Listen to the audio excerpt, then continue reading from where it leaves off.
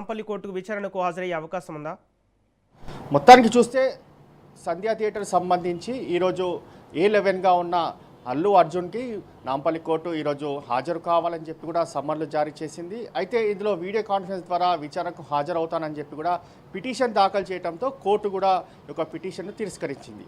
అయితే ఈరోజు ముందస్తు షెడ్యూల్ నేపథ్యంలోనే ముంబైలో ఉన్నట్లుగా దీనికి సంబంధించి అల్లు అర్జున్ మనకు తెలుస్తుంది. అయితే ఇప్పటికే అల్లు అర్జున్ తరఫున న్యాయవాది నాంపల్లి కోర్టుకు కూడా హాజరయ్యారు.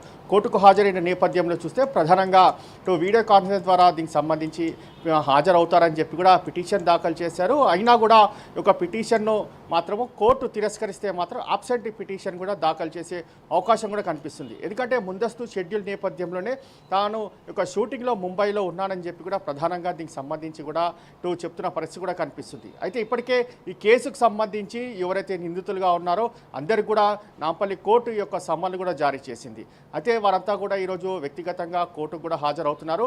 మరోవైపు ఈ యొక్క కేసుకు సంబంధించి 3వ ఛార్జ్షీట్లో భాగంగానే ఈ యొక్క కోర్టు సమ్మన్లు జారీ చేసినట్లుగా తెలుస్తుంది. ఎందుకంటే అందులో కొన్ని సాక్ష్యాధారాలను కూడా చిక్కడపల్లి పోలీసుల యొక్క ఛార్జ్షీట్లో కూడా అందులో పొందుపరిచి దాఖలు చేసిన నేపథ్యంలోనే దీనికి సంబంధించి ఒక సమ్మన్లు జారీ చేసిన పరిస్థితి కూడా మనం గమనిస్తున్నాము. ఇప్పటికీ కేసుకు సంబంధించి ఎవరైతే యొక్క సమ్మన్లు జారీ చేశారో వారంతా కూడా కోర్టుకు హాజరయ్యారు. కేవలము అల్లు అర్జున్ సంబంధించిన న్యాయవాది మాత్రమే ఇప్పటికే దీనికి సంబంధించి కోర్టుకు హాజరై ఈ యొక్క పిటిషన్ కూడా దాఖలు చేసిన పరిస్థితి కూడా చూస్తున్నాము. అయితే మరికొద్దిసేపట్లో ఈ యొక్క పిటిషన్ పైన కూడా విచారణ కూడా కొనసాగుతుంది. విచారణ కొనసాగిన దాని తర్వాత కోర్టు నిర్ణయం ఎలా ఉంటుందనే దానిపైన దీనికి సంబంధించి సర్వత్రా ఉత్కంఠంగా కనిపిస్తుంది. ఒకవేళ పిటిషన్ను తిరస్కరిస్తే మాత్రం అబ్సెంట్ పిటిషన్ దాఖలు చేస్తారు.